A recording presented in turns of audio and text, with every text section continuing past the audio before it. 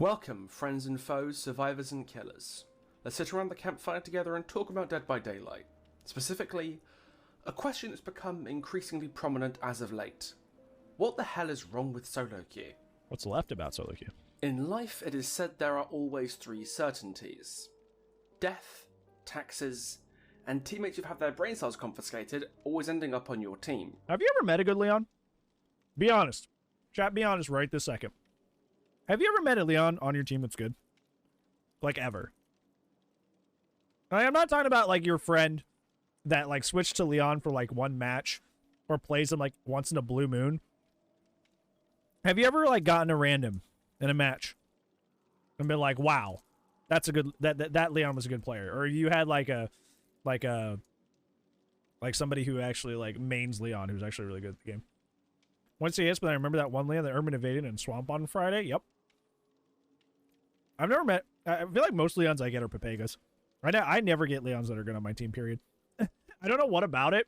Maybe it's just because, like, he's a very popular franchise character. So people gravitate to, like, playing him just because they know him when they're new at the game or not as good yet. But I never get good Leons, like, ever. And Dead by Daylight is no exception to this rule.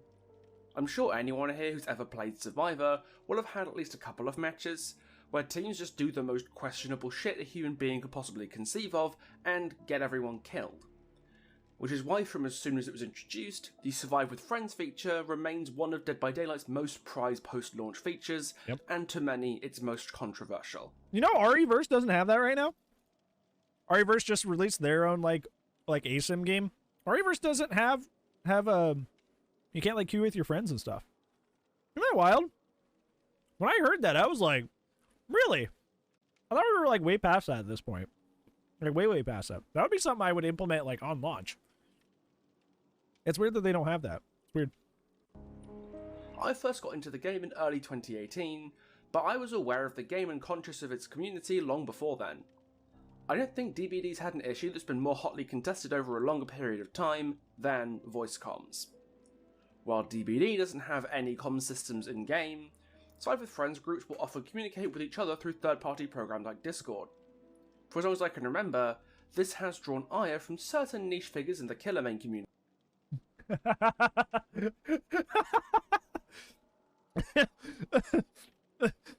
I've heard of the elephant in the room, but I think this is the hat in the room. Gee. Who could he possibly be referring to? Community who believe the use of voice comms is cheating, as it uses third-party software to accrue an advantage that the base game does not accommodate.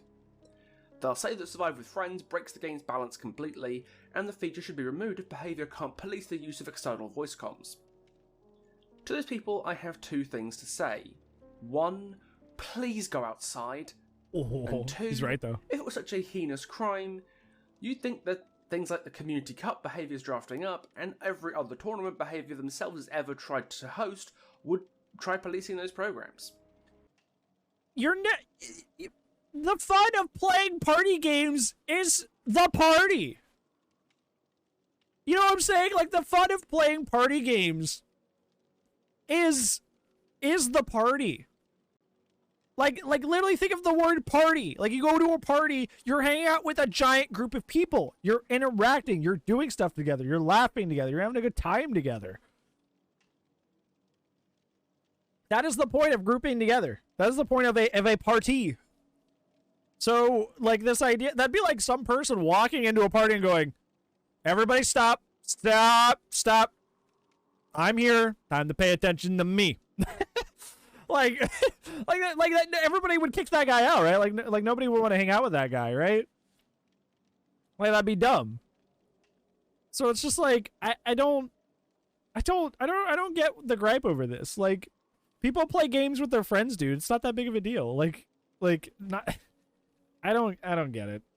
I've never understood this. Even when I was a hardcore killer main, I never understood this. Like, I could understand that, like, a 4-man Swift on comms that's trying is really difficult and horrendous to face, but I've never been of the idea that I think that, like, we should take comms out of, like, we should, like, restrict them. We should find a way to tell if they're on Discord while playing and prevent them from playing together. You know, if you want to have fun with your friends, you want to talk to your friends, illegal. Like, that's just such a, like he says it really crudely here, But like what Pixel Bush said is right. Is like, you need to go outside. You need to touch grass. Like, you want to have people stop hanging out with their friends so you can have easier matches? How much does this game mean to you, to an, I will say, to an unhealthy extent, that you want people to stop having a good time with their friends so you can get more W's?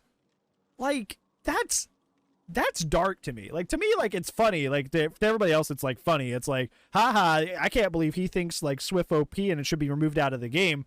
To me, I'm like, I'm actually concerned. I'm like, you legitimately are so offended and torn up and tilted that somebody's spending time with their friends that you want it removed from the game just so you have a higher chance to get W's in a party game? Like, that, to me, psychologically upstairs, that frightens me, to think of what's going on in your brain. To think, like, what is going on there? You know, like, what is going on in your head that is your priority system? I just don't get it. But they haven't. Despite how absolutely hadass these complaints are, the complainants tend to get exactly one thing right. The difference between a Survivor team effectively using voice comms and a team who isn't is like night and day. Yeah. Even something as simple as telling your friend on a generator across the map, "I'm going for the unhooked, stick your gen," can save so much time that we spent wandering across the map instead of sticking on a generator. Yep.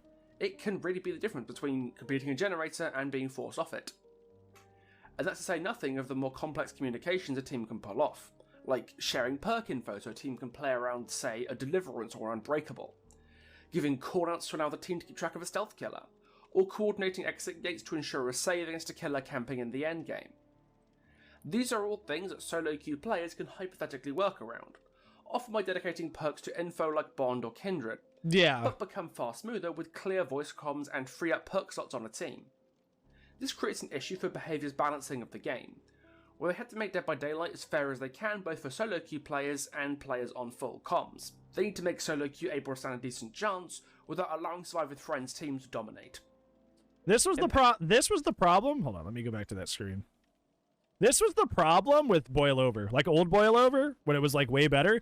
This was the problem with old Boil Over. It was fine for solo queue. A solo queue player, it was great, and you could actually get value out of the perk. For Swift, it was abusable. You would just have groups of 3 to 4 people going up into the area of crows up top, and you couldn't hook them, or they were going down into the basement of Batum if the basement didn't spawn there and spawned in Shack, and just hiding down there because you couldn't get them to a hook. You would have groups just out there abusing that, and it was like that the whole patch. The whole patch that Boil Over was really strong. You had this group on the right abusing the hell out of it, but you had people genuinely having fun and actually using a different perk for once in solo queue, and it wasn't broken. But you had groups that were just like making it one of the most miserable experiences ever. So he's right. Like they gotta be careful and try to make this impossible task of making it good for both and not too strong for them, but like usable by them. And it's usually it usually ends up in one of the two and not usually both. In patch 6.1.0, behaviour attempted to massively overhaul both the core game of Dead by Daylight and the perks that survivors and killers relied on most commonly, what we would call as the meta perks. Yep. We saw significant buffs to the base kit killer baked into the game, such as an increase in the time it takes to complete a generator and increased hit recovery and pallet break speed, which seem to be targeted at making weaker killers more viable without relying on very powerful perks. Yep. Survivors also got a fair bit of base kit changes though, most notably a base kit version of the very powerful Survivor perk Borrowed Time, giving them 5 seconds of endurance and 7% haste upon being unhooked, a timer that would later be doubled to 10 seconds and would stack with Borrowed Time. Yeah, because 5 seconds didn't do anything. Think such a big buff makes solo queue easier, right? Now being farmed off hook isn't a guaranteed death sentence if the teammate unhooking you doesn't have BT. And the freshly buffed Off the Record was a better anti-tunneling perk than Decisive Strike, since it worked off of both hooks, so you can effectively give yourself super BT if you're really worried about that. And yet, once the update actually arrived, and then again once Wesker arrived in the next chapter, there were many complaints from Survivor players that the solo queue experience was somehow much worse than before. We're going to talk about with DS. many players going as far as suggesting the entire patch get reverted. While I do believe there's a level of throwing one's toys out the pram, especially with regards to the thoroughly well-deserved nerf to Dead Hard, I don't think it's fair to assume bad intentions for the overwhelming majority of players. Yeah. So I've been taking a little look as to why exactly the solo queue experience feels worse than it's ever done before. To be blunt, I don't think there's a single reason to blame for it. So I'm going to split this video up into 3 segments. The designs of new killer powers, the slowdown perks that killers incentivized to use after 6.1.0 arrived, and the various external factors that change how killers play to worsen the solo queue experience. So I don't see this anywhere. Let me take a look. Yeah, I don't. Okay, he's gonna talk about it later, but I'm gonna preview right now. DS is the main reason that solo queue is terrible. I'll tell you, DS going away is one of the main reasons solo queue is terrible, because there's nothing to do against tunneling anymore. There's really not. Even if somebody didn't bring DS, the existence of the fear of DS kept killers from tunneling. So now this thing that sometimes a killer did to be a jerk, like, be a jerk. Somebody's gonna, like, these go on YouTube. Somebody's gonna light me up for calling them being a jerk for doing that. But being super efficient and tunneling somebody out, right? They can just do that willy-nilly now. There's no fear because nobody runs DS anymore, and even if they did, it's not very good. So, like, even if you're not the one being tunneled, there's a lot of tunneling happening across matches in general. So you have suddenly a bunch of killer players suddenly playing way more efficiently than they used to because of that. Yeah, I feel like tunneling was something that, like, you know, we joke about it all the time. It comes from like a comp mentality, right? Like, because that's a lot of like what the people do in competitive DBD is it's tunnel camp because you have to guarantee points because the system works differently, right? So, like, you know, with the DS situation being gone, that means that a lot more players have ready access to that very intense form of gameplay without fear. Whereas before it was a risk. Now it's like, you know, they have easier access to a very, very intense form of gameplay, whereas like before it could possibly be punished, so it wasn't as easily accessible. So experience. We'll also be talking about how behavior has been addressing these issues and whether they're doing the right thing to do so. Let's start by talking about powers, because I've noticed a bit of a trend lately with behaviour's power designs, and that trend is complexity. By that, I don't mean new powers becoming more complex to use, although there is elements of that. Yep. Just powers that have a lot more going on. Like, look at the newest killer, Albert Wesker. He's probably going to say this, but he has... So we talk about this in multiple streams. We talked about in this stream, too. Wesker has every bit of what makes a good killer good. Usually, killers only have one or two, like, things that make a killer good, right? Like, Pig has the hat traps, which are built-in slowdown, and sort of anti-chase with her dash, but her dash isn't that good, so not really. So she has like 1.5 things that make a killer good. Wesker has all 3. He has map mobility, built-in slowdown, and anti-chase. He has all 3 of those components all in one character. All of them. Where you have people like Pig and Myers that have like 1 or 1.5. He has 3. He has 3. He has all 3 of the things that make a killer good all in one kit. And it's just like, it's crazy. It's crazy how much they give. As a chase power, yes, but he also has map mobility by running around, and has a form of passive slowdown with the Ouroboros infection that survivors have to get rid of with first aid sprays. There's just a lot of stuff going on. And even if it's not as good as the sheer power of a killer like Spirit or Nurse, what Wesker gives to survivors is a ton of decisions to make that are very unique to him. I'm not really talking about chase decisions here, because how good you are in chase is something that's dependent on you alone. It has nothing to do with comms or not, because most of the time your chase performance is determined by the 2 chase participants. I'm talking macro decisions, like when and where should I go? Well, I can't change your mind, Dex, because you say Trapper's still good. Trapper doesn't have any of that. Trapper has sort of anti-chase, but his anti-chase takes like 2 gens worth of time to set up. So he sort of has anti-chase, but then he has to waste like 2 gens worth of time to set up his anti-chase, right? Typically, on average. And his anti-chase can be disabled as well. So you have that on top of that. And then he doesn't have map mobility. And he doesn't have built-in slowdown. So, yeah. And spray myself to get rid of Ouroboros. Should I leave my spray where I found it or take it with me? Can I stick this gen or get this unhook before Wesker's mobility lets him catch up to me? All of these decisions can mean a lot. It can mean the difference between running across the whole map to use a spray you don't need to, or sticking a gen you shouldn't be and getting a tentacle up the jacksie for your troubles. Every time you or a teammate make the wrong call, that inefficiency Wesker's power is adding to your game. And while Swift teams do have to make decisions too, they do so with far more information. For example, say the survivor on hook has a spray can with one charge in it, but isn't infected, and you are. You might want to be the person going for that unhook, so you can heal them and then they can spray you, say you're running across the entire map to get your own spray. If you're on comms, you can just say, I'm on hook and holding a spray, unhook me and I'll spray you. But if you're in solo queue, you have no way of knowing that. Yep. Meaning there's a good chance you waste your own time running across the map to get a spray instead of unhooking your teammate. Yep. Or that teammate just running off with their spray can instead of using it on you.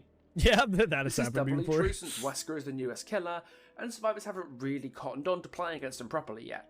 Meaning without comms, teams have absolutely no way to ensure they're on the same page. Which might be why Wesker's kill rate is so high.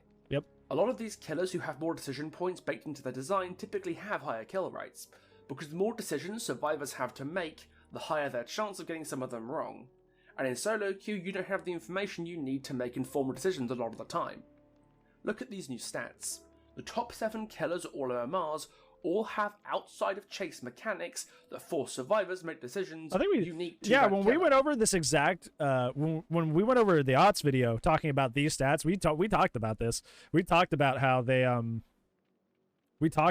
like a lot of built-in slowdown are in these higher characters, like the built-in like sickness needing to cleanse, the hat traps, the having to lock lockers, even Freddy with his fucking like his clocks and stuff, even though like obviously at higher MMRs that falls off because, you know, Freddy's not that good. But Sadako and Wesker, Pinhead, you know, it's like it's a common thing at like the higher killing MMR is to have all this stuff. Whether that's managing Sadako's tapes, cleansing a pool of devotion, or waking up at an alarm clock, Dredge especially has the unique honour of being a killer who both creates unique interactions by allowing survivors to lock lockers, and deprives players of information with Nightfall, essentially limiting a solo queue player's capacity to make informed decisions, attached to a killer power who requires you to make unique decisions. But I think the most interesting killer like this is actually one of my personal favourites. The highest performing killer in DBD at all MMRs, Pinhead. Pinhead is a killer with a ton of complexities on both sides. It's one of the reasons I love him so much, honestly. Pinhead is like, if I could like make like a firm thing here, I feel like Pinhead is like one of the best pun stomping killers in the game, just because like having to stop the chain hunt and how much he can do himself to initiate the chain hunt provides so much macro pressure that even if he's like bad with his M2, like his natural M2, which is kind of just like diet clown, like that alone is so like that is like a solo kill scrubber. Like it is a solo queue scrubber. Like it just wipes people out. Dude, I was playing a Pinhead match like last night with Uzi, Amanda, and Verbal, and there was like I was the box, which I like to call it, which, you know, I'll have to center that for YouTube because they don't like, Susie doesn't like bad words. I was the box baby. I'll say it that way. I'm the box baby. I was the box baby. I had to go and get the box every time. And I said that, right? Like I was like, okay, I'm the box baby. I'll go get the box every single time. The one time I didn't get the box because I had been the box baby the whole match, chain hunt happened. And we were in partial queues. I was in comms with Uzi, but Amanda and Verbal were not. Like, I messed up on getting the box once. And I think I was in chase, so it wasn't even, like, necessarily my fault. I messed up on getting the box once, chain hunt. You got a lot of free macro pressure because I didn't get the box one time. One time. So, yeah, like, it's crazy. Like, even in, like, partial comms, like, how much, like, you know, organizing and stopping a chain hunt can be difficult, you know? Just crazy. Alongside his chase power, the possessed chain, Pinhead comes with the Lament configuration, which is a device survivors have 90 seconds to solve once it spawns, and if they... Yeah, you're also right, Zeus, because if an injured person gets it that's like on Death Hook, obviously that could give him a free kill because of a teleport, where somebody who was like healthy or had less hooks should have gotten it. AI-controlled chains will constantly harass the entire team in a chain hunt, Yep. slowing gen progress considerably, and making chases with the Cenobite end very quickly. It's meant to slow the game down as survivors are forced off gens to go and solve it. But if a Cenobite interrupts the solve and downs a survivor carrying it, the chain hunt will start immediately and persist. Okay, so what he's saying right here, I'm going to give you some advice. If you play Survivor, or you care about being good at Survivor, if you're going to solve the box as far away from him as possible. I know it's kind of hard with the obliviousness aspect that you have when you keep it, but or when you pick it up. But try to keep track of where he is, because if you're even remotely close to him, he's going to beeline it to you and throw his summons of pain, his chains at you, and stop you from solving the box so he can take it from you and start a chain hunt. So either be in a really, really strong structure that's hard for him to reach you naturally, or just go to a corner of the map. Go far away, that way he can't just throw out his M2 and very easily stop you, because it's pain if he does. Solves the box. The Lament configuration is the definition of a high decision point mechanic for the survivor team for many reasons. It requires exactly one person to solve it, meaning someone has to do it, but at the same time, sending more than one person to do it is wasting time. Yep. The person solving the box is oblivious, meaning the Cenobite could be basically touching them ready to attack them, and they might not even know it. Hey, we were just talking about this. And the possessed chain can be used to interrupt a solve from a decent distance, so solving in the wrong place could easily doom the whole team to a chain hunt. To put it simply, I know my stuff. There's a lot of ways survivors can solve the box wrong, and without communication, the odds of solo queue players doing exactly that is probably higher than you'd want. But on top of that, there's another issue that makes Pinhead a complete solo queue destroyer, and that's how unintuitive many of his mechanics are. For example, the passive chains from a chain hunt can interrupt the survivor solving the box, which is pretty bad when it happens, but can easily be avoided by simply dodging a few passive chains before committing to the solve. While preventing this from happening is extremely easy, there's nothing in the game that tells you this, relying on you to either find out from trial and error or to hear it from someone. Mm-hmm. If you're a more casual player, which solo queue players are more likely to... I have to tell people this all the time. People are like, bro, I'm trying to solve the box. Why are the chains attacking me? And I go, hey, dodge one chain. Dodge one chain. It doesn't matter how you do it. If it hits the environment, if it just slides by you, dodge one chain and start solving the box. And then they go, oh, okay. And then they do that, and they're like, what? That's all I had to do? I'm like, yeah. It'd be nice if the game actually, told you that at some point, but it doesn't. You literally have to get that information from, another person. It's not in the game anywhere, and unless you just are keenly paying attention and dodge a chain before trying to solve it, there's no way to know that. It doesn't tell you anywhere. So I don't know, I feel like it's pretty pertinent, and that's why a lot of people say that if you have the box you shouldn't get affected by chains, period, because yeah, you can just dodge a chain and then solve the box, but there's no way to pass that information to everybody who faces Pinhead, because you should just be able to I picked up the box, I did the thing, I should just solve it. So relying on somebody who there's no way to congregate the entire DBD community and do a town hall and be like, hey, dodge a chain first and then do it. So it's just I don't know, it's just, he's right, little stuff like that is just unintuitive, and it's just it punishes people who are already struggling because they don't know enough, To me, there's no way on earth you play against Pinhead enough to know that. Potentially giving the Pinhead a free chain hunt because his power works in an unintuitive way. The same goes for breaking chains near a pallet. If you're on console, the button to vault a pallet and break a chain is the same, meaning there's a good chance the survivors will just vault a pallet directly into the Pinhead while trying to break the chain. Should've just been on PC, Forehead. You can mitigate this by changing your key bindings, but again, that requires you to know to do that. Yep. Information casual players will often not be privy to until it's too late. Yep. Despite being a very fair killer on paper, Pinhead can be punishing for a lot of survivors in practice, because his mechanics are so unintuitive and very punishing as survivor misplays, which will naturally happen more in solo queue. Pinhead isn't the only killer who benefits from depriving survivors of information. Stealth killers as a collective do this as part of their power budget. We talked and about trap this killers too. do too.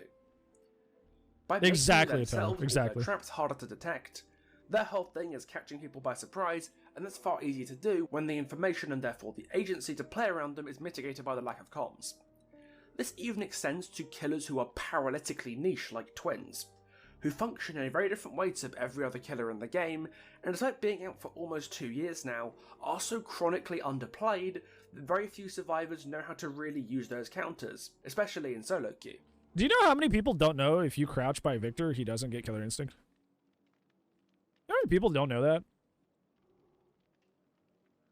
So you could literally just sneak up and kick him in the face if he's been positioned somewhere. like that's a thing. Wait, really? Exactly. See? Dex didn't know. Like, that's what he's saying. It's like, nobody plays twins. Somebody knows that, right? Yeah, he's like a hag trap. He also doesn't immediately get hit, so you have a few seconds. Yep. I know it's not always, like, ideal, right? Because, like, often, you know, he's positioned near something, and, Charlotte might be around. If she's trying to use him as, like, information and just posting him up somewhere, you could totally just go up and kick him. You just have to be sneaky about it. But, like, once again, like Pixel's saying, nobody plays this character, so how are you supposed to know that? By creating killer powers that give survivors decisions to make throughout the course of the game, solo queue will be disproportionately affected by the consequences of players making the wrong ones. In my opinion, that isn't inherently a bad thing, because the alternative to killer powers giving survivors decisions to make outside of chase is to make killer powers that only do anything in chase. And we all know how much everyone loves killers like Deathslinger and Spirit and Trickster, who only impact the game by ending chases as fast as humanly possible. And as Yeah, I want to talk about what you said there, Toto, because I feel like that's also why Billy players suffer a lot, and this is going to be like a weird side thing, but I promise it makes sense. So Toto says that many people don't know that Victor has post-hit fatigued and are too scared to like kick him after, you know, he misses his shot, so they just like run away. Billy has a similar situation where Billy is a very, very low pick rate character that nobody plays because he is incredibly outdated. And the maps that come out progressively are worse and worse and worse for him. So it's really hard to play this character. But the reason that also Billy is really hard to play is because survivors don't see Billies. They assume that he's like Leatherface, where as long as he charges his chainsaw, he's probably most times going to let it go, and either it eats the pallet or it eats you. Because Bubba, despite his ability to bump, has a lot of like freedom of movement with his chainsaw compared to Billy, which is very like precise. So players assume they just see the chainsaw and they kind of more assume it's like Bubba, where I got to throw the pallet early because A, I don't know how long his charge is, and B, if I don't throw this, he's definitely going to hit me, neither of which are true. He takes a long time to charge his chainsaw. And even if you greed the pallet, he may still miss you because that chainsaw is incredibly precise. But because players don't know that, they throw the pallet super early as if it was Bubba. So a character that initially has a lot of fun chase potential and a lot of rewarding precision, all that goes away because nobody knows how this character works unless they played against Billy back in the day and have fond memories of Billy. Unless they have that nostalgia, they're just going to go, oh, I don't want to deal with that. I don't want to get insta-downed, and they throw it immediately. Even if they don't have to. So as long as what survivors actually have to do is intuitive, like removing a reverse bear trap, and isn't hidden behind a web of mysterious behaviour spaghetti code at the lament configuration, yep. I think these power elements are very healthy for the game overall, because when implemented properly, they allow for a killer to be able to impact the match in many different ways out immediately, literally. Without being overbearing. They literally treat it like Bubba, they do. But that being said, the ramifications of that power design on solo queue players cannot be ignored. And I'll be talking more about solutions to that problem later. But a decent part of this is just players have to learn the macro play against these killers. If they're a new killer, they might not have that information yet, but you can't engineer away people making a dumb play. It's not possible. Yep. We've covered killer powers, so let's talk now about killer perks. Specifically the kind of perks behaviour has encouraged killers to run as of the recent perk updates. Yeah. The Great Perk Update brought with it changes to many of the meta slowdown perks killers are running frequently. Most notably nerfs to Hex Ruin, Pop Goes the Weasel, Dead Man Switch, and Corrupt Intervention. alongside buffs to Overcharge, Eruption and Surge, as well as minor increases in the efficiency of kicking gens without perks. This was all done in an attempt to diversify the meta and encourage new perks being used, which I guess it succeeded at. Corrupt nerf was by far the best implemented, as it's still a pretty damn good perk, despite getting hit pretty hard. But, Ruin and Pop are not good perks now. Yep. Ruin took the biggest hit, with the gen regression it gives being halved, on top of the totem self-destructing onto survivor is killed. Yeah, poor Corrupt. Meaning it's even more unstable than a regular Hex, for an effect that's just not really worth that risk. See, exactly, I agree, Matt. Diversify what? Like, if you look at this, look, I'm gonna have to censor that F-bomb, but look at this. Look at this. This isn't diversity. Diversity what? That's 4 slowdown against 4 slowdown. The meta is the same. The meta is the same. It's still 4 slowdown and 4 slowdown. It doesn't matter that the perks are different. That's the strategy is the same. And it's the same. Before somebody puts something down in the comments of like, oh well, you know, you crybaby survivor. It's the same on the survivor side. They just swapped the meta to something else. It's not like the strategy's different. It's just you just changed the name of the freaking perks. It's literally the same picture. Except this one kicked and did 25%. These you just kick and then do something else. Like, it's the same thing. It's literally the same thing. You didn't change the strategy. You didn't change the meta. You just changed the way you achieve said meta, which is running different perks. Which I guess it succeeded at. No, it didn't! Corrupt nerf was by far the best implemented, as it's still a pretty damn good perk, despite getting hit pretty hard. But, Ruin and Pop are not good perks now. Man. Ruin took the biggest hit, with the gen regression it gives being halved, on top of the totem self-destructing onto survivor is killed. I would argue that it got worse. I would argue it got worse, because Ruin, you had to push people off gens, and Pop, you could kick the wrong gen. You could hit the wrong gen while not knowing that a group of survivors was on another gen far away. But like with like Call of Bran, Overcharge, Eruption, you just kick the gen and that's it. The rest happens, right? There is no misdelivering an Overcharge kick. An Overcharge kick always gets value. A Call of Bran kick always gets value. A Eruption almost always gets value. And you also had to get a hook for it. Very true, Zeus. You also had to get a hook to make Pop even active. And Pop had a cooldown. Pop had a cooldown. And they kept nerfing that cooldown before the perk got changed entirely. And the cooldown got shorter and shorter over time. All these perks, you just have to dry kick. Yeah, you just dry kick and then the game plays itself. It's autopilot. That's why I call them the autopilot perks. They don't have cooldown. You don't have to earn them. You just kick and let the game play itself. I used Call of Bran by itself the other day while playing both Wesker and Blight. And I 4K'd both my matches. At 4 or 5 gens. With Call of Bran by itself on good characters. Because there's no cooldown. I just kick that, kick that, kick that, kick that. It was brainless. It was brainless content. Just play a good character with good mobility and just kick it. And that's it. That's all. It takes no thought, no input. Just be able to be there. It's brainless. It really is. Meaning it's even more unstable than a regular Hex, for an effect that's just not really worth that risk. Pop got off a little lighter, but making the perks I see people still use Pop, but progression it's not, instead of max regression absolutely killed the perk's usefulness by making your Pop worth the time spent to apply it significantly less frequently. DMS is kind of special, so we'll talk about that in more detail later, but something that Pop, Ruin, and DMS all have in common, I think contributes to part of the issue with Servant. Very true, Lightstorm. Pop is like there Paras are without having to kick. perks that either require the killer to actively play well to get value, or that the survivors can get rid of. Pop requires you to get a hook, get to the generator that's worth popping, and then kick it to get your pop. And while Ruin doesn't have that requirement, it does require the killer to actively pressure you off half-completed generators and keep you off totems. Both of them have clear weaknesses. If you go down far from the generator the killer wants to pop, or just don't go down for as long as you can, Pop gets much weaker, and the Ruin totem can be broken. Thus, these perks are powerful but ultimately have clear counterplay, and their effectiveness scales with how well the killer is playing, for the most part anyway. Let's compare them to the perks that have become meta after the Great I wrote Dark that down, Update. Siren. I'll get that. The only perk that has stayed meta on both sides of the changes is Pain Resonance. Yep, just like we were talking Another about. perk in the category of earned perks similar to Pop. And with the buffs to Eruption and Surge, both perks trigger when the killer gets a down, you might think this has kept killer perks in a relatively healthy state. Nope. But that's not entirely true. And the key to understanding why is little perk that didn't get buffed or nerfed during the Great Perk Update, that went from being totally unused to becoming a staple of basically every killer build. Call of Bran. Oh my god. Ham, you scared me. We were vibing. Ham, we were vibing. We were being a React Andy. You scared the death out of me.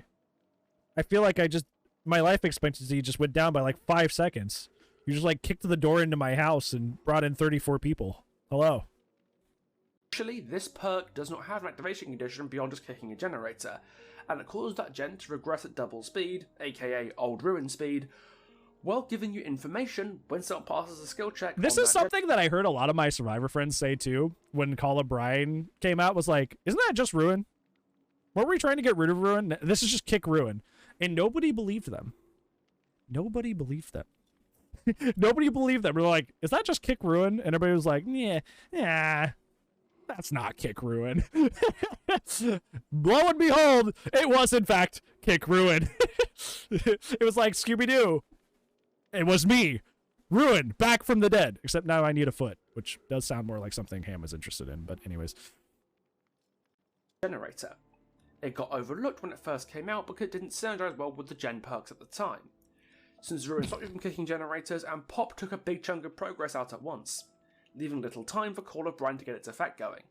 But now, between Ruin and Pop being fired into space, and Eruption and Overcharge getting buffed, there were now excellent reasons to be kicking gens without Pop. Yep. And the perks that discouraged you from doing so weren't worth running anymore. It went from earn your slowdown by hooking people or having map presence by pushing them off with Ruin to just dry kick everything.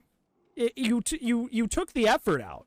That's why Survivor mains are upset with the game. Like, slowdown before was annoying, don't get me wrong, but at least it was earned. Now you took the effort out.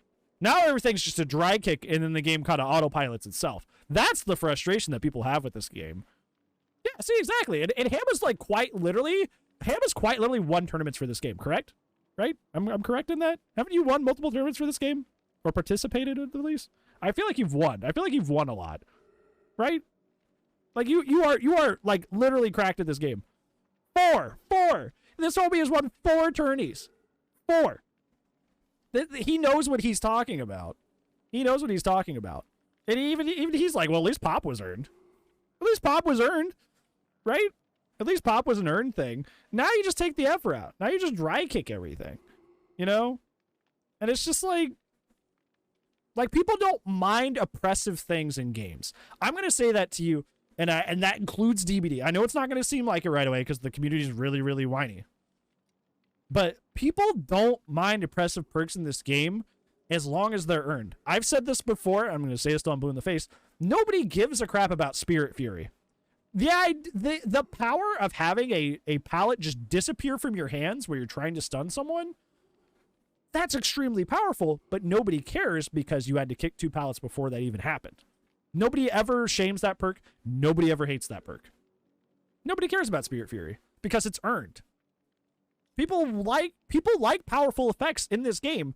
They just have to be earned. They're totally cool with it. And it has counterplay. Yeah, you can just drop early, which, you know, in a lot of ways can be strong against certain killers, but against certain anti-chase killers can often be a bad thing as well. So, I don't know. Yeah. Call of Bran and other gen kick perk that synergize with it are everywhere these days, and that presents a serious issue for solo queue players. Because while those perks weren't strictly as powerful... Yeah, Devour's another great example, Duke. Devour?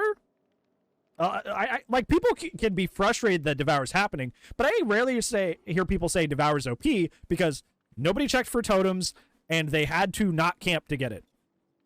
So, like, people like Devour. People are literally wanting Devour to have its Mori put back on because they're going to remove it when the Mori changes go through. People are rallying to have Devour stay the same. People like that perk because even though its effect is crazy, it's earned, so nobody cares. Like people like perks that encourage healthy gameplay. People don't mind intense effects. They just has to be earned. As say old pop builds or old ruin builds, Call of Brine builds are both easier to use for killers who aren't playing well, and harder to play against for survivors who don't have comms on. An individual player can turn off ruin completely if they really want to, and the performance of an individual player looping well can mitigate the impact of pop. But the counterplay to Call of Brine is a little bit more involved than that for the whole team. To stop Call of Brine being effective, the best thing a team can do is have one person take over a cake generator as soon as possible. And to keep that up as frequently as possible to ensure minimal progress is lost. What's the new Devour stack? 5-second reward? They just die on hook. You hook them and they insta-die regardless of hook count. That's it. That's it. You still have to hook them, they just die. Isn't it great? Isn't it wonderful? Also, hey, Verbal, how's it going? What that requires is coordination. The team needs to be working together so that if one person gets chased off a generator that gets kicked, someone else can take it over and tap it before the regression gets too much to bear. Same goes for the freshly buffed overcharge. Especially since they're keeping Tombstone. And if you add Eruption to the mix, it gets extra spicy because now working on a generator that got called could get you incapacitated for 25 seconds if your teammate isn't calling out exactly when they're about to go down. Eruption is, once again, since this whole video is talking about like pump stomping and like solo queue being terrible, I literally, when I'm in comms with Uzi and we're playing together, him and I go, tell me when you're going to go down, he has Eruption. That is like one of the most frequent callouts that him and I do when we're playing together is like, tell me when you're going to go down, he has Eruption. In solo queue, there's just none of that. There's quite literally none of that. So you just are susceptible to be eating an Eruption at any time. And that helps so much. That helps so much. Again, this is something that Swifts can adapt to limit the effectiveness of a perk like Eruption, but that's also because we run dead hard, so we assume we're fine. You've got a lot more control and info over when you go down than when and where your teammates go down. And don't forget the passive slowdown perks that didn't get changed. Deadlock and No Way Out. So between the Gen Kick builds and the passive slowdown builds, there's a level of interaction that Ruin and Pop provided that these perks often mostly don't. They just make the game go longer, with little or even nothing solo players can do to mitigate the effectiveness of those perks. The combo of Pain Resonance and Dead Man's Switch draws a lot of ire for a similar reason. Individually, it's very easy to play around, just get off the gen when you see the hook aura and you'll be fine. But sufficiently stupid players in solo queue will just stick gens next to you and get them blocked by Deadmans, which is irritating if you're working on it as well. I think unlike the dry kick problem, this is absolutely a skill issue. It's a very reasonable thing to expect even solo queue players to be doing to pay attention to hook auras. But that's kind of irrelevant because stupid players don't do it and punish the rest of their team for their idiocy. While I don't think the two interacting in the way that they do is bad design, it undeniably hurts the solo queue experience as a consequence of its existence. And unfortunately, Pain Res and DMS are the only earned regression perks that behaviour has allowed to be good these days. Whether we like it or not. I also want to say that like these perks by themselves are okay, I think, for the most part, right? Like I feel like what we were talking about, at least Pain Res is earned. You gotta down somebody and take them to a Scourge Hook, which may not be available. And then Deadman's is gen blocking. It's not gen regression, it's gen blocking. And like he said, it does have counterplay. So, but I feel like in tandem together, they become this ugly mess that's really frustrating to deal with, especially in solo queue, you know? The meta has shifted mostly away from earned gen regression perks like Pop, and in favour of less skill expressive and obviously counterable regression that's more consistent regardless of how well the killer is playing. The design that Call of Brine and the strength of the perk synergize with it have had a pretty disastrous effect on solo queue players, and Pop and Ruin being beaten to death with a welding mallet has meant that aside from Pain Resonance and maybe Jolt on the right killer, the option to run a more interactable slowdown he just did it. He just did it right there in this video. Anymore. Which brings me on to the next factor of making solo queue pretty unpleasant. External issues that are forcing killers to play in ways that hurt solo queuers more than Swifts. And when I mean that, I'm talking about two things. Maps and survivor perks. Maps. Let's start with maps. And I don't think it's a controversial thing to say that maps in DBD aren't terribly well designed on the whole. You'd think after 6 years of making... I play Billy. I understand. Every map is pain and terrible. And it makes me question why I play that character. maps that behaviour would actually start to get better at it. But recent evidence indicates that's not the case at all. Looking back at the maps and map reworks in the past year, we've had Eyrie of Crows, Garden of Joy, and the reworks to RPD in Haddonfield. And you know DBD map designers are on just something in the gutter, strong very when true, the best map sadly, they made at very that true. time was probably Eyrie of Crows. A map that's basically the pre-rework Ormond your mum says you have at home. Yeah. And it really doesn't help that whenever one of these new or reworked maps comes out, their presence in the map seeding spikes dramatically for a couple of weeks. True. Meaning killers who wanted to play the new content when Project W came out had to play on almost nothing but RPD for 2 weeks. Yeah. I gotta tell you, I've never played less DBD than I did during those 2 weeks. Every time a new map gets added to DBD's map pool, it increases the chances of a killer ending up somewhere that's just horrible. And what happens when a killer ends up on a shitty map? Especially if a survivor sent them there with map offering? They are going to camp, they are going to tunnel, Yep. and if it happens a lot, they're going to bring stronger builds, because no matter how well you play, you don't win Yep. games playing Clown on Garden of Joy. Somebody asked me. I was playing Survivor last Tuesday, and somebody who's been with the channel for a long time, but hasn't really seen me play a lot of Survivor on the channel, asked me, Bran, you hate Prove Thyself. Why are you bringing Prove Thyself? Bran, you hate Prove Thyself. Why do you bring Prove Thyself now? The reason I do is because of this exact thing, is I am in anticipation of killers bringing really terrifying builds. So I bring it not because I want to, because I know killers faced with bad maps, faced with a lot of the perks that exist, are going to be bringing the tried and true 3 slowdown and then a fun perk. 3 slowdown and then a fun perk. That's what every killer brings. 3 slowdown and fun perk. And I'm not about to lose a match just because they brought perks. So I bring, old reliable. I pull out a perk that I don't usually like using because I want to be able to fight back against this stuff. I don't want to just take the L just because they brought a better perk build. It feels bad. So I bring things to counteract that, but they're doing the same thing on the other side. They're expecting Eyrie of Crows. They're expecting Proof Hyper Focus and toolboxes. So they're bringing those 3, and it's just a vicious cycle that makes the game feel like garbage. People bring insurance for sweat because of fear. Literally, I'm just gonna take that. But that's why I was saying in a previous video that we were doing a react to, like their next big their next huge patch, like their next big 6.1 patch, like they did to the killer buff and the base kit BT and all that, needs to be the maps. Needs to be the maps, because Pixel is right. That's why a lot of killers are very angry and bring very, very intense builds, is because most maps in the game suck for killer. Cold Tower is okay.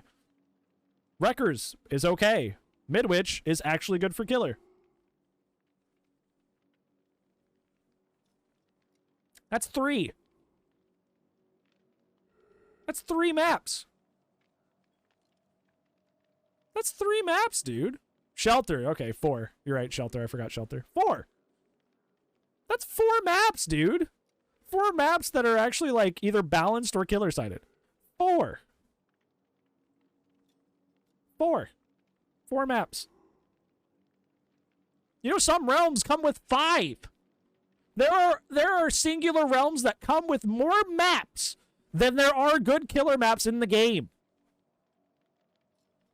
And you wonder why killers bring like triple, double slowdown all the time. Especially if they're playing like Myers, Clown, or some of the more outdated killers, Trapper, who have a hard time like functioning. Like, it's just like RNG because Autohaven? Yeah, that is true. Autohaven keeps getting nerfed because they keep adding new tiles that aren't as strong. Especially that U-wall and the useless palette. Like, good lord. That thing is an embarrassment. And I hate that tile so much. And literally, I don't even like playing it on killer because, like, I just walk around the palette. Like, it's not like I have to mind game it. I just wait for them to drop it. I just walk around the other side. Like, I'm not thinking. So I don't even feel like I won the chase with that tile. I'm just like, oh yeah, the tile's terrible. I win now. It's like if somebody goes to an L wall, like at the edge of the map, I'm like, I'm going to eventually win this just because it's an L wall, So, I don't know. Well, that's some strong perks or bad survivors. This creates a bit of an arms race of strong builds and offerings, one which solo queue players will invariably lose.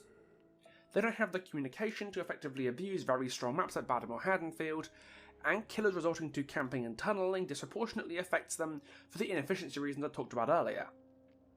This brings me on to the last thing I want to talk about, survivors themselves, and how survivor perks have changed in ways that have been detrimental to solo queue.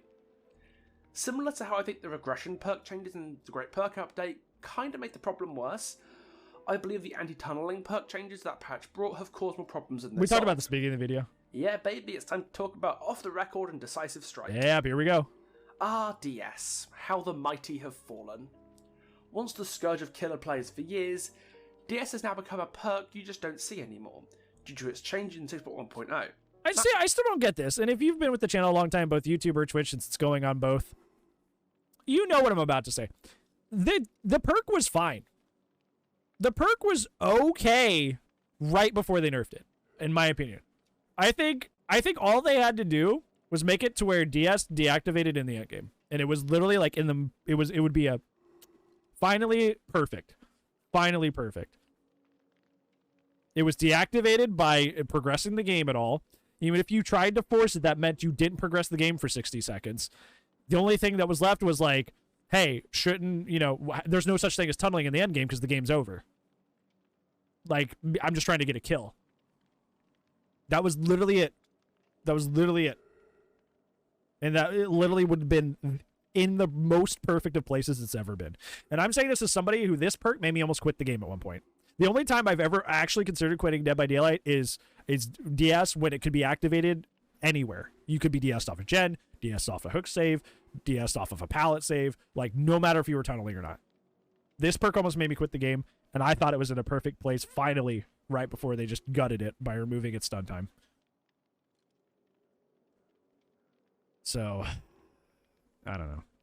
That patch changed DS to function around the inconspicuous action mechanic that turns the perk off if you contribute to the objectives in any way, and in the end game once the gens are done. Yeah, DS Unbreakable was terrible, because, like, literally you couldn't do anything. Like, it had no counterplay. Like, since, like, we want to talk about how, like, they're removing things that don't have counterplay, slug them, because you don't want to get DS, but if you slug them, they just get back up. Like, that was awful. That was terrible for the game. Terrible. Off the record is better than DS because you're not praying somebody just like you. True, but if the killer does come back to hook to tunnel you, they just hit you right away, right? And it's as if you just had normal BT, right? So they can eat through your off the record pretty quickly. I think is like the main problem with off the record as an anti-tunnel measure is like you can eat through it pretty quickly. The men system is saturated. That's a good way to put it. Saturated. That's a good way to put it. Somebody, I feel like it was a Toto. Toto said that Toto wishes that they had put Metal a Man, that endurance on base kit BT, or the other way around, or off the record. Essentially, you could go through two. Yeah. So like you could have base kit BT, hit the normal endurance, and then get your off the record that puts you in deep wounds. Because that's kind of the problem with off the record is if the killer wants to tunnel, he just hits you and gets rid of 2 endurance statuses for 1. So yeah. Like a ramen bar. Dude, I would love to go to a ramen bar. That sounds so good. And to top it off, the stun duration got decreased from 5 seconds to 3. To replace it as an anti-tunneling perk, the devs changed off the record to give a survivor 80 seconds of endurance upon being unhooked, basically making a super long BT to go along with a 10-second endurance added to the base kit. This sounds pretty good on paper. DS could only be used once, whereas off the record worked off both hooks.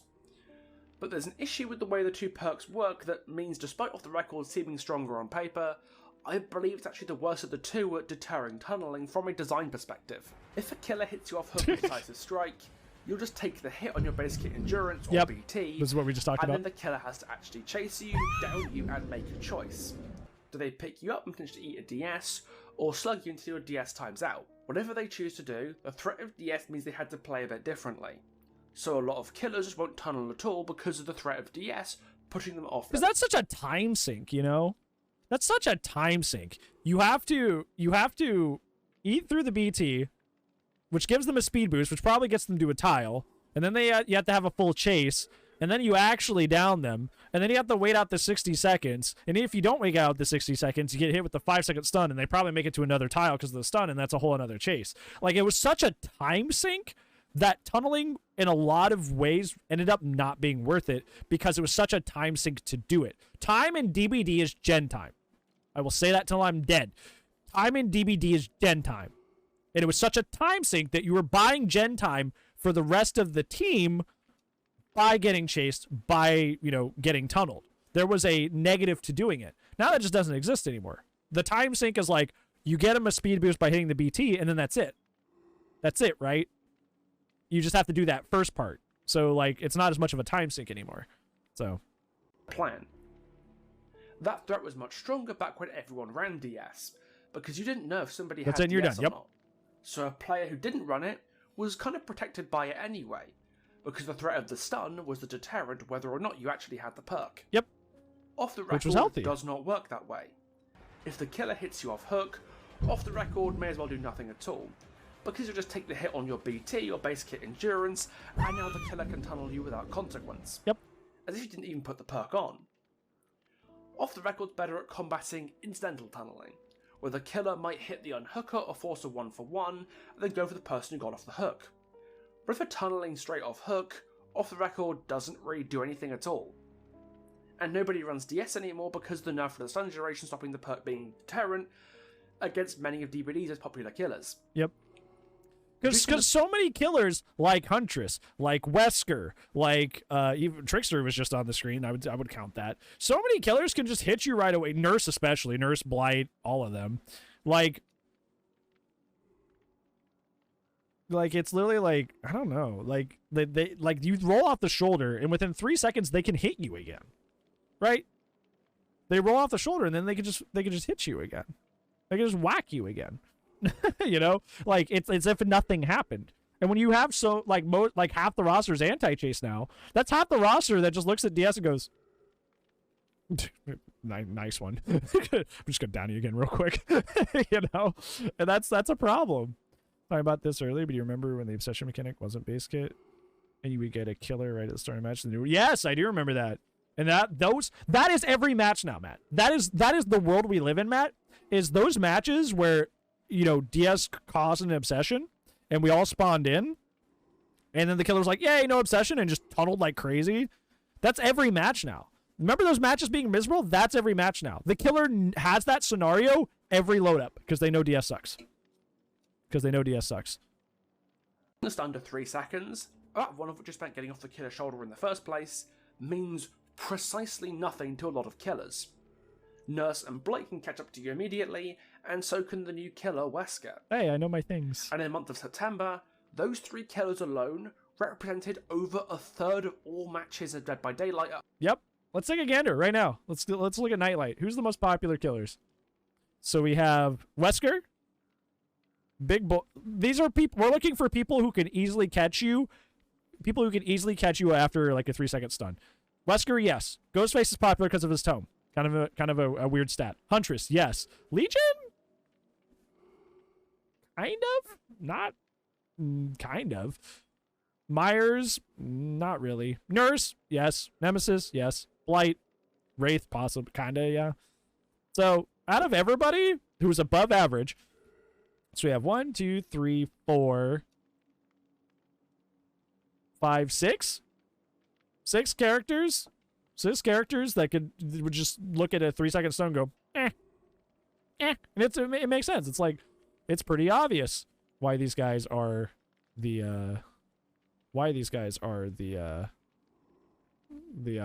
top, you know, most played killers in the game. At high MR. That's not to mention killers who slow your movement like Pinhead or Clown, ranged killers like Huntress or Deathslinger, or killers with catch-up tools like Bran or Wraith. All of these killers benefit from DS's stun time nerf, and as such DS have become less of a discouragement from tunneling, meaning fewer people run it, making the threat of it basically impotent. Without the threat of DS, tunneling becomes more prevalent. And while it does affect everyone, the lack of coordination on gens and reduced effectiveness of body blocking does make this affect solo queue harder than Swifts. Yep. But that isn't the only issue caused by the fall of DS and the rise of Off the Record as DBD's premier anti-tunneling perk. Just like how the nerfs to Ruin and Pop caused the birth of one of DBD's most unhealthy gen control metas by basically removing any alternatives, the rise of Aura Blocker perks has also pushed killers away from running anything that isn't stacked slowdown. especially dry kick related perks like Call of Bran. Now that Iron Will got nerfed and survivors that don't know how to use Dead Hard actually have consequences of being injured, Circle of Healing is back in every game again, making any other boon that works with it inherently better. The obvious synergy perk here being Shadow Step. Between Shadow Step blocking auras for potentially a whole team by using a single perk, Distortion now regenerating tokens in Chase for some bizarre reason, and Off the Record being a powerful anti-tunneling perk that everyone's running anyway, that just so happens to block aura reading for 80 seconds, which, unlike the Endurance, does not turn off on conspicuous actions. Yep. Aura blocker perks have never been this prevalent or this powerful. Don't get me wrong, I definitely see the appeal of aura blockers, especially for solo players. Yeah, that's healthy for solo helps you queue, figure actually. out the killer's perks if you pay attention to when you lose tokens. That's a really neat piece of utility if you're playing without comms to help call them out. But it's important to remember the flip side of this. If aura blocker perks become more common, and it's safe to say they have, killers are going to notice that their barbecue or floods of rage aren't doing as much as they used to, and likely change their builds accordingly. With self perk situational at best, and healing perks do very little in the face of incredibly powerful. Dude, Trail's so dead. Like, I know this is a complete aside, but Trail's such. I have a great fondness for the Silent Hill chapter because it was the chapter that was in PTB when I started playing the game, which hard dates me as a player, I know. But like that's fondness because that's like I remember, going for the vault out of the window on the asylum and getting hit by a pyramid head with his M2 as I was medium vaulting because I didn't know medium vaults were bad yet, and I got hit and I was like, wow, this character's so strong, and I had no idea what I was talking about, But man, all the perks that came with those characters were bad. Both Cheryl and Pyramid Head, all of their perks were awful. I would look at that patch now, like as the player that I am now, and go, what do all these perks do? This sucks. But it's funny, but I look upon that so fondly because it was the chapter I joined in. Perks and medkits, info perks become unreliable, and chase perks don't work well on about half the killer roster. Yep. What do you expect killers to run other than slowdown perks? This is what Ototo talks about all the time. And this hurts solo players harder than anybody else for all the reasons I talked about before. The dry kick perks are problematic on their own, and a lot of killers would run them anyway, but the proliferation of hard counters to aura reading perks has only made bigger slowdown suites more attractive. So far I've covered killer power design, killer and survivor perk design, and even maps during our exhaustive breakdown. This kind of stuff has always been an issue, even if various design decisions have caused problems to get worse over time. But I truly think one of the biggest thorns in the side of solo queue players isn't anything to do with DBD's balance or design choices, but instead a symptom of its success. Dead by Daylight has recently had a big jump in its player count, Yep. after it sagged a bit between the Hour of the Witch release last year and the Ringu chapter at the start of this year. Dude, the Resident Evil chapter just came and just went, okay, we're back. Like, we're probably gonna get like a third, fourth, and fifth like Resident Evil chapter because like it's just like Behavior's way of keeping their game alive. Oh yeah, give him I don't know, give him Resident Evil. Give him Resident Evil 8. Okay, we got Ethan Winters and Lady D. All right. Resident Evil Chapter 3. And like the game would just be revitalized for a third time. It'll happen. This nothing burger of a mid-chapter has caused it to When in settle doubt, down Resident again. Evil Chapter, literally. It's still a game that's growing overall and taking on new players at a much higher rate than it used to. This might be down to a couple of things. DBD's recent spree of non-horror brand integrations like For Honor, Attack on Titan, and most recently PUBG, might have something to do with it. And it certainly doesn't hurt that we've just had the 6th anniversary, a massive licensed chapter, and the best Halloween event in the game's history. Back to back. I think that was actually pretty fun. All of these things were great too. Best Rift ever too. Ugh. An influx who will inevitably be in our solo queue matches at some point. Yes, the Megheads we are all worried would go extinct when Ermar hit are back with a vengeance. Urban evading in the corners of the map while you go to second stage, and avoiding gens like they're covered in fire ants. And it's important to remember that unlike gameplay related stuff, you can't really engineer away inexperience, or people just making dumb plays. No amount of solo queue features can control for the human factor that people are just gonna be stupid sometimes. This is what everybody that I talk to that has like 7,000 to 8,000 hours in the game talk about. They talk about how like Like the dumb solo queue player that you get every once in a while, that was like 90% of the player base, which is why like the map design and stuff was so awful, because 90% of the player base were idiots. Like they were all the immersing Meg that didn't know what the heck was going on. So like Meg didn't notice that there was a double vaulted cow tree. Like she didn't know what that meant. So that's why the design was so terrible back then. Raptor from Dino Crisis? I would love a dinosaur killer. That'd be amazing. That'd be fun. It's a common thread in every team-based multiplayer game that developers physically cannot solve. Look at a game like Evil Dead. That game has every solo queue feature it is possible to give to survivors. A constant supply of information to the whole team, full voice comms, a solid tutorial, AI matches, and solo missions you can do to get yourself into the swing of the game without committing to a full public match. And solo queuing in that game is still horrible. I'd say possibly even worse than DBD is, wow, really? Because it's a complex game that will always have a sharp learning curve.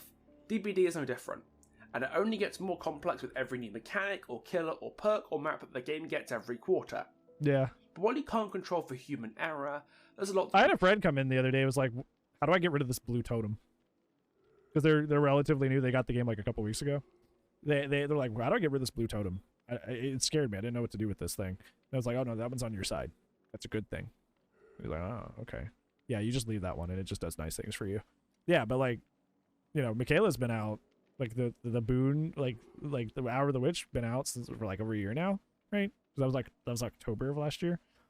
Yeah, like brand new players don't know these things because the game does a terrible job of explaining them. You can do to improve the experience for the solo queue community. So now we've diagnosed the problem, let's look and see what behaviour has in mind for curing it. Back in January of this year, a developer update by Behaviour showcased plans for information improvement for solo queue, and they looked really promising. Info on the HUD showing what your teammates are doing would be a fantastic boon to solo queue players, even if it just means less players being left a second, or unnecessary hook parties with nobody on gens. This was a feature I was really hoping we'd see this year, but we don't seem to be getting it, at least not as far as we know. What's coming instead is the base kit recovery and Mori system, I hate this system. Suffice to say, goes really far in the other direction. Sure does. I've gone on record saying the system benefits top tier killers and players who tunnel to take advantage of the finisher Mori system, along with survivor teams to create lose-lose situations under pallet or unhookable builds to effectively hold games hostage efficiently coordinated. This game of turbo tunneling killers and unhookable bully squads, sorry I can't say that too loudly, or DBD Twitter is gonna fucking murder me, doesn't sound like a hospitable landscape for the solo queue Andy, and if this is Behaviour's intended improvement for solo queue, then they're going about it completely the wrong way. If you ask me, the healthiest thing Behaviour could do to solo queue would be those base kit info improvements, and I wish the time spent on the Mori changes was spent getting that system operational instead, because we've never needed it more. In addition, I'd love Behaviour to look properly into the health of current regression and tunneling perks, and really assess how healthy the game is with Call of Bran overcharged off the record, taking the thrones of Ruin, Pop and Decisive Strike. Yeah, Zeus, thank you so much for gifting us up to Lightstorm. I really appreciate that, bud. Thank you. That's above and beyond. I appreciate that. It would be interesting to see what the game would look like if some power was taken from off the record and moved back to DS, so survivors might run it again, and potentially have it deterring killers from tunneling once more. And at the same time, I think many people would agree with me that moving power back to perks like Ruin and Pop would leave the game in a healthier state overall for solo queuers than leaving Call of Bran as the king of the hill. I just think Gen Rush versus Gen Slowdown is boring. It doesn't help the game. I feel like nobody enjoys gens. Nobody enjoys gens. Nobody enjoys babysitting gens as killer. Nobody enjoys holding M1 on gens as survivor. So why do we have perks all around doing it? The answer is, well, duh, because it's how you win, right? But, like, in practice, actually defending gens or sitting on gens is not fun. So stop making perks that make us do that. Add other perks that make us do other fun things. Like Spirit Fury. Or, like, what's the new one that came out with Dredge? Dissolution. Like, weird fun perks like that. You want to see buffs to Ruin and Pop, a nerf to Call of Bran, another rework to Overcharge because that perk design is just kind of fucked, and a side grade to Eruption with the revert the incapacitated duration but remove the cooldown instead, because I don't know why it even has one, and it was kind of mid before the buff anyway. Oh, and maybe change dead man switch from 30 seconds after a hook to 45 after an unhook. So it might actually have uses on killers that aren't artists, and doesn't combo with pain resonance by making solo Q Andys block the generator. I never even thought about that. On unhook? Yeah, because then you could get off the gen, go get them. And if you know that that gen is being occupied as killer and you go over there and somebody's rotated onto it, you can push them off and get deadmans, which is an anti-swift thing, which people love to have. It's a pretty good idea, actually. Give the killer a free deadlock. If the solo Q info gap is addressed and the health of gen regression and tunneling perks are given a quick rain check to make coordination less of a requirement to play around them, I think DBD solo Q would be in a fantastic spot, especially with the base kit BT. And between you and me, that's probably all they could realistically do without causing far more damage than they Noah is waiting me, waiting me, waiting me, waiting me, waiting me. Noah the wait, what do you mean it's not? He's right there. What do you mean it's not a valid name? He's right there. Solve. I mean, you could definitely try to address the issue of solo queue survivors not understanding killer powers by making killers with more simple and linear power designs, but adding complexity to powers is much of what makes DBD's newer killer design so impressive, and it's key to keeping the game fresh. While the platform-related issues similar to the ones that Pinhead causes can't really be justified, overall mechanics like Ouroboros infection, condemnation, and the lament configuration add more to the game than they take away. And cutting back on them, regressing back to the Stone Age because survivors can't leave the fucking tape alone, is exactly how a game stagnates. Pinhead, Dredge, Wesker, and Sadako were all new killers who brought great new mechanics to the game, and I wouldn't trade them for the world. Yeah. The solo queue gap is an issue that cannot be fixed, at least not entirely. But that doesn't justify ignoring it, or even actively making it worse like behavior's been doing these past few updates.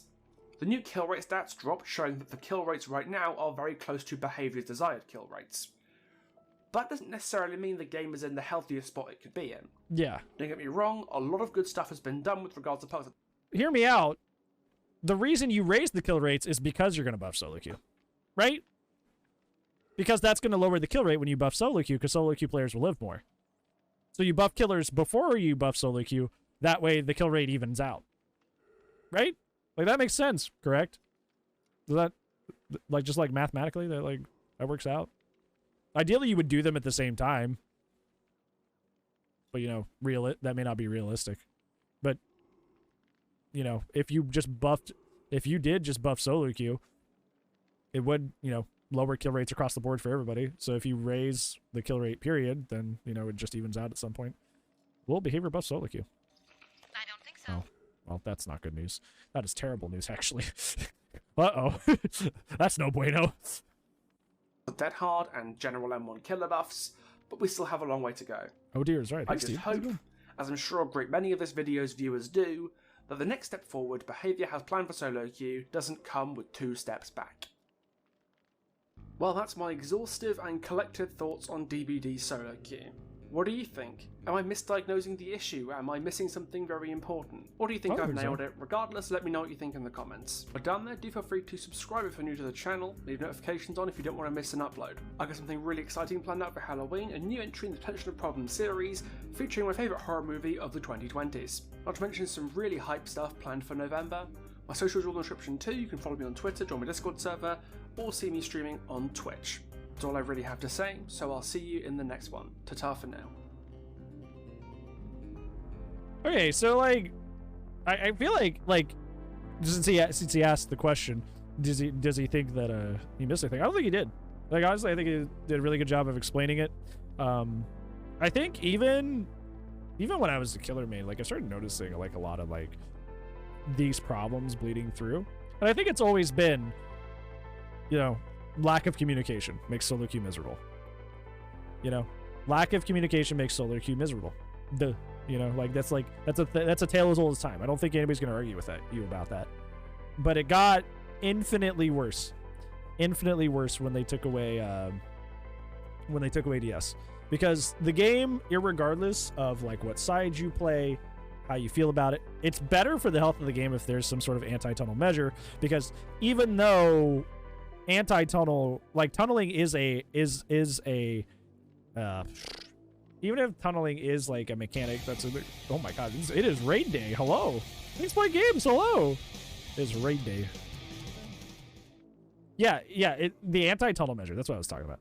DBD needs an anti-tunnel measure, and despite tunneling being a thing that's in the game, right? Like, nobody's arguing that, like, tunneling and camping are strategies in the game that killers can use. Nobody's arguing that. I think the thing is that, like, tunneling at least used to come at a risk, A, a risk, and B, a time sink. That was the things we were talking about in the video. Tunneling at least came with A, a risk, and B, a time sink. And that's what made it balanced, was because it was A, a risk, and B, it was not time efficient. Now it is both not a risk and it's time efficient to do it now. So there's quite literally no drawback to playing in the most efficient way possible. Because even though it's not fun and it's incredibly unhealthy for the game, it is an unpunished, super efficient way to play the game. That's just how it is. Like, if you like winning, there is no reason you should. If you want to win 90% plus of your games, there is no reason you should. If you care about people's fun, yeah, that's an emotional aspect that you might care about. And honestly, I still win like 80% of my games using 1 or 2 slowdown. You don't need to do it. But, like, you can totally run triple quad slowdown and tunnel people out, and that is the most efficient way to play the game. But the bottom line is that without there being a time sink or a risk to doing any of these, like Pop and Ruin had risks to them, like tunneling had risks to them because of DS, there's really no reason not to do these things. Behavior has basically kind of just held your hand and said, it's okay to play this game like it's a comp setting freely. They said it's okay by the changes that they have communicated both to DS and to the new slowdown perks like Overcharge, Eruption, Call of Bran. They said it's okay. Play as heavy and as sweatily as possible, and nothing bad's going to happen to you. Like, there is no maybe this will go wrong. There is no maybe this will go bad. Obviously, if you're on like a 4-man Swift on comms that are actually trying, they'll probably still, win, because I still think 4-man on comms is still the strongest thing in the game. But you don't run into those groups basically ever because, honestly, they're quitting. So realistically, you're not running into those people. Not deep wound you, yeah. Want to win games without playing like a dirtbag? It feels so much harder to do. Yep, that's what we're talking about. It's like the endless cycle, right? It's the endless cycle. It's like, I bring prove thyself into matches because I'm sick of 3 slowdown Weskers and I'm running Stabiffle, so it's not technically 4 slowdown. But then, when I get a Wraith that's running like Brutal, Spirit Fury Enduring, and then like, Barbecue, like a chase build, we just blow him out of the water, and then he gets mad, and then he puts on Overcharge, Call of Brine, Eruption, and then Brutal, and then Serpent, and then he's annoying, right? Like, it's like a terrible cycle that we've caused, It's a terrible, terrible cycle that we've caused,